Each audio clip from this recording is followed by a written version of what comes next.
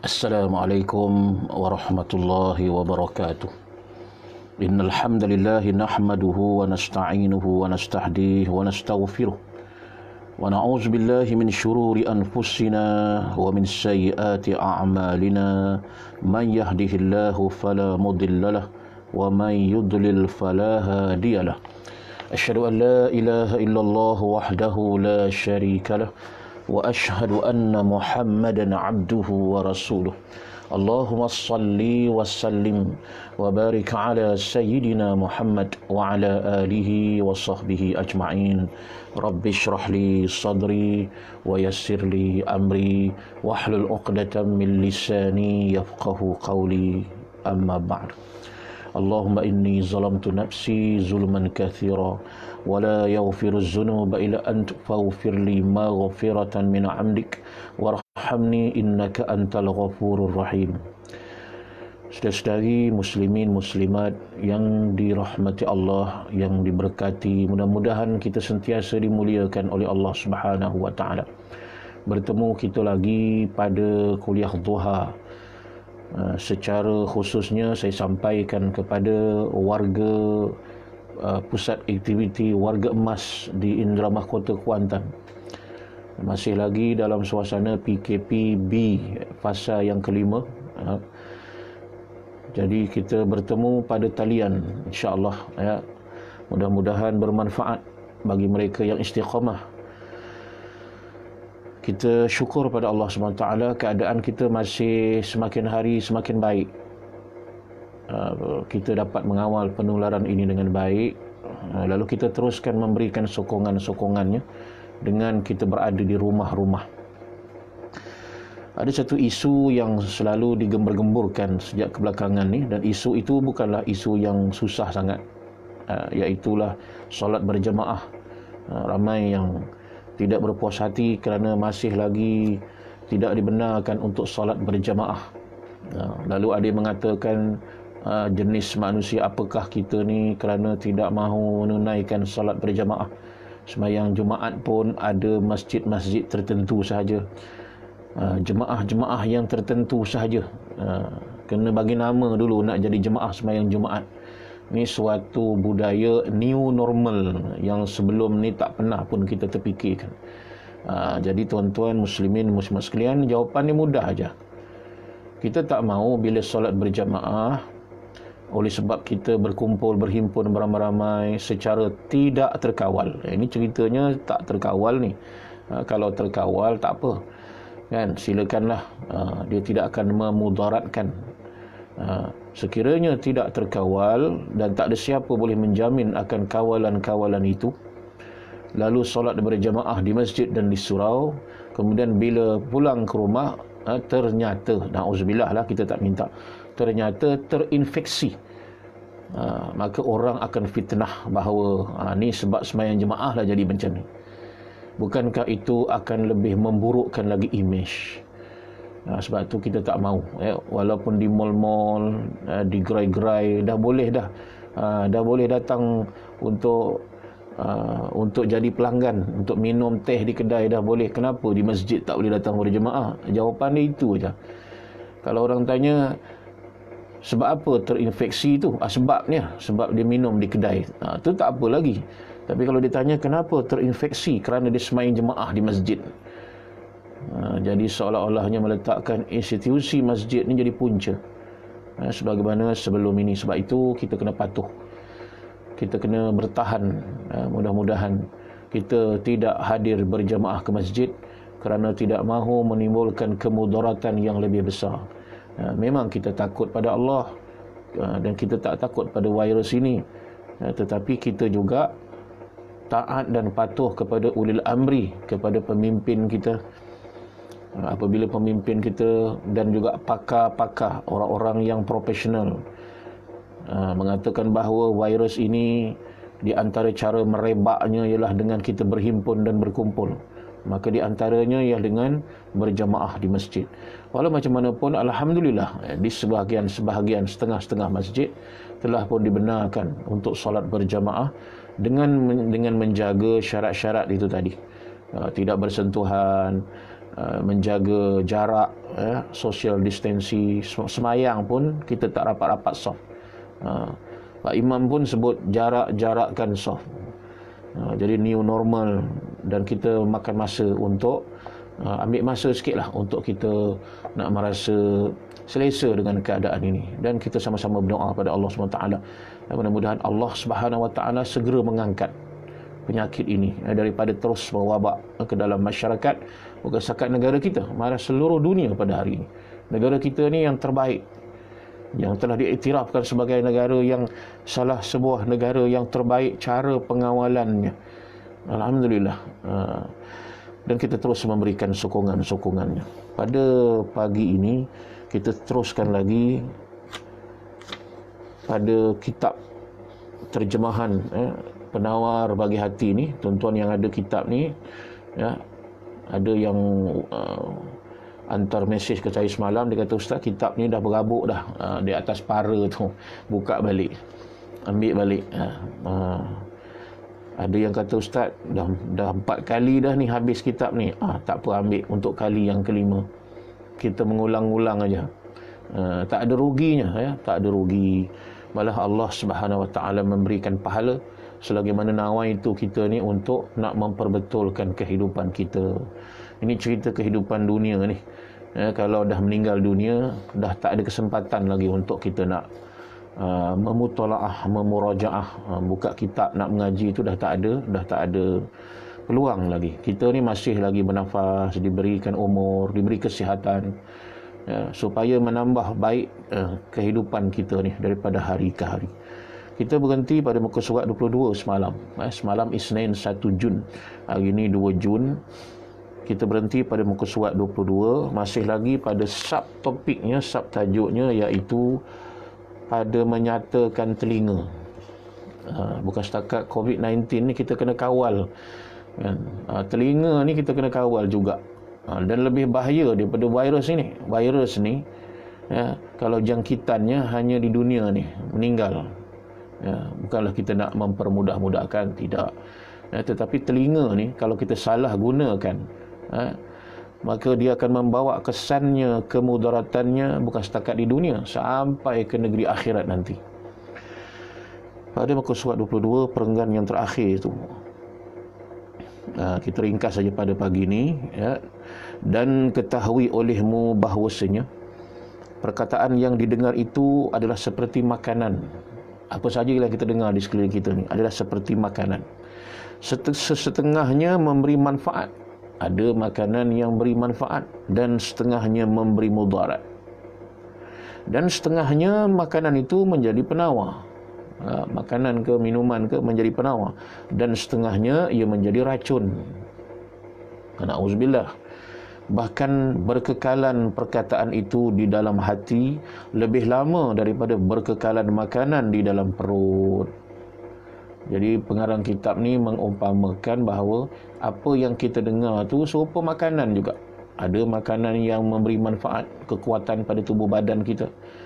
Ada makanan yang memberikan mudarat. Ada makanan yang langsung tak ada zat pun. Dia terus jadi najis saja. Tak ada langsung manfaat, tak memberi kekuatan pada tubuh. Tak ada proteinnya, tak ada vitaminnya. Ada makanan yang menjadi penawar kepada penyakit-penyakit. Dia menjadi ubat.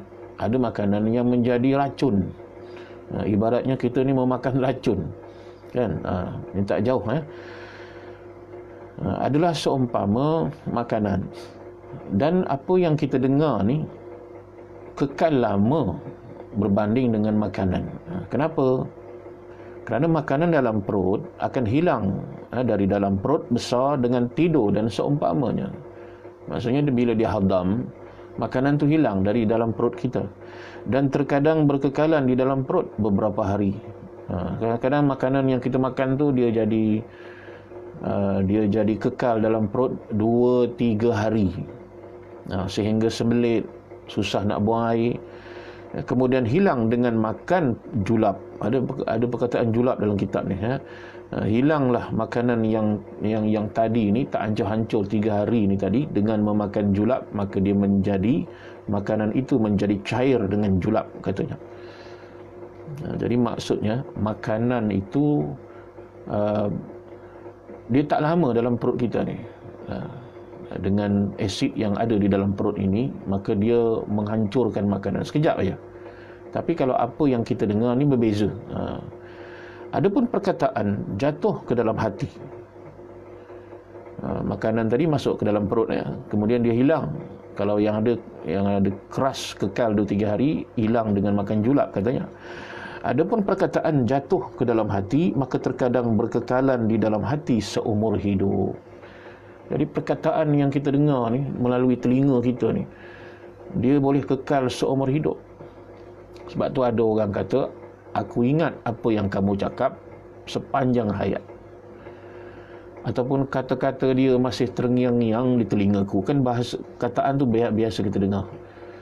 Dan nasihat dia, harapan dia, perkataan dia masih terngiang-ngiang di telingaku.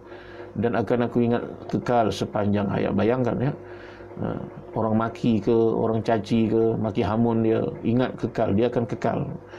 Adapun perkataan, apa yang kita dengar perkataan ya, melalui telinga ini jatuh ke dalam hati, maka terkadang berkekalan ia di dalam hati seumur hidup. Kita punlah sepanjang hidup kita ni, ada tak perkataan-perkataan orang di sekeliling kita ni yang kekal, sama ada mengguris hati ataupun mendatangkan kegembiraan yang paling gembira dalam hati kita, yang mana kita boleh ingat, kita boleh ulang lagi perkataan itu, kekal dalam hati. Itulah hebatnya pendengaran ya, yang diciptakan oleh Allah Subhanahu Wa Taala. Dan image ataupun audio lah bahasa sekarang ni kan, apa yang kita dengar tu dia boleh saving, kekal macam komputer dia kekal di dalam hati kita. Maka jika ada ia perkataan yang jahat, maka sentiasa ia menfitnah dan mendatangkan was-was. Kalau yang kita dengar tu yang tak baik, yang tak bagus, ya, maki hamun, caci mencaci, hina menghina, kalau kita dengar tu yang tak bagus, yang jahat-jahat, maka sentiasalah ia menfitnah dan mendatangkan was-was, bahkan terkadang menyebabkan ia akan kebinasaan yang besar. Itulah bahayanya. Sebab tu jangan kita dengar kan? Jangan kita dengar caci maki. Kita hindarkan diri kita. Kita boleh memilih suasana tu. Kalau kita pergi suasana di mana orang biasa caci mencaci, maki memaki, ni dah jadi biasa, dah jadi makanan harian dia, maka kita tinggalkan. Itu satu budaya yang tak normal. Kita tinggalkan. Maka hendaklah bersungguh-sungguh orang yang berakal pada memelihara pendengarannya dan segala anggotanya sebelum ditanya daripadanya pada hari kiamat. Pada hari kiamat nanti, semua yang kita dengar ni akan dihitung, disoal balik oleh Allah Subhanahu Wa Taala. Bayangkan, sebab tu lama daripada mahsyar tu. Sepanjang hayat kita ni, macam-macam benda yang kita dengar. Yang baik, yang buruk, yang boleh jadi ibadah, yang boleh menjadi dosa. Na'udzubillah. Sebab tu telinga ni pun berpotensi untuk berbuat dosa. Sebab tu kita memilih suasana. Bila kita berhadapan dengan suasana caci maki, kita tinggalkan. Dan hari ini sebagaimana saya sebut semalam, caci maki, merendah-rendahkan orang lain, hina menghina, banyak berlaku lah. Bukan di depan mata kita, di sekeliling kita, malah melalui media sosial pun hari ini. Dalam Facebook kalau kita baca, banyak orang caci-caci maki, menyebabkan Allah Subhanahu Wa Taala, menimbulkan murka Allah Subhanahu Wa Taala. Kita memaki sesama insan, merendah-rendahkan orang lain, semua akhlak yang tidak baik banyak berlaku di dalam media sosial. Sama ada itu di Facebook, sama ada di Instagram, sama ada di Twitter, sama ada di WhatsApp dan sebagainya. Jadi berhati-hatilah kita. Kita tidak mencaci maki dengan mulut lagi, tetapi jari jemari kita ni mewakili mulut kita untuk kita mencaci maki. Dan kita tak dengar pun, kan? Tak ada. Kalau ada video, kita dengarlah. Caci maki, maki hamun semua, hina menghina, kita boleh dengar dengan video-video yang dipaparkan di dalam tu. Baik, semua ni nanti akan disoal oleh Allah Subhanahu Wa Taala. Marilah sama-sama kita takut, dan takut kita kepada Allah mendatangkan keinsafan pada hati kita. Kita istighfar sebanyak-banyaknya, dan kita kawal pendengaran kita ini. Lalu berfirman Allah Subhanahu wa taala, innas sam'a wal basara wal fuada kullu ulaika kana anhu mas'ula. Saya ulang lagi surah Al-Isra ayat yang ke-36. Innas sam'a, sesungguhnya pendengaran, kita punya pendengaran ni, wal basara, penglihatan kita ni, wal fuada, hati kita, hati pun akan ditanya. Kullu ulaika, tiap-tiap sesuatu itu, semua ni tadi, ulaika kana anhu mas'ula, akan ditanya daripadanya oleh Allah pada hari kiamat nanti. Jadi kita tak boleh kata suka hati aku lah, telinga aku, suka hati aku lah nak dengar apa pun, kan? Jadi kita ubahlah sebelum terlambat, kan? Kadang-kadang telinga kita 24 jam dengar hiburan, nyanyi-nyanyian lagu-lagu, seperti anak-anak pada hari kita tengok, anak-anak muda pada hari kita tengok, sibuk mereka 24 jam, sampai tidur malam pun sangkutkan lagi dengan earphone itu. Apakah ini akhlak yang nak dibawa sampai ke tua, sampai ke hari mati? Tidak, na'udzubillah min zalik. Tapi dia kata, ustaz, jangan buruk sangka ustaz, kita orang dengar Quran. Baguslah kalau dengar Quran tu. Maksudnya bukan tak boleh langsung. Jangan salah faham pula. Bila kita tegur kan melenting pula, jadi nak marah aja. Nak dengar lagu, dengarlah, silakan. Tapi jangan langsung tak dengar Quran itu. Dengar Al-Quran, dengar nasihat-nasihat. Kan hari ni ceramah-ceramah ustaz, segala jenis ustaz ada dekat dalam tu. Kan, segala ustaz-ustaz yang tak selebritinya, yang selebritinya. Kenapa kita tak dengar? Kan, ada video-video, ada YouTube, kita dengar. Satu hari satu ceramah ke, satu hari 2-3 ceramah pun kalau ada yang minat, kita dengar. Dan nasihat tu untuk kita sendiri, untuk nak memperbetulkan, memperbaiki kehidupan kita, untuk diamalkan. Tu beza ya. Kita dengar lagu sekadar-sekadar aja, tapi kita dengar ceramah agama untuk nak amal, untuk daripada mendengar tu tadi, kita proses di hati, memahamkan, kita hayati, kemudian dia lahir dalam bentuk action, tindakan, amalan, maka kita ubah keadaan tu. Jadi firman Allah Subhanahu Wa Taala dalam surah Al-Isra ayat 36 ni, sama-sama kita mengimaninya, dan dia berakhir di sini.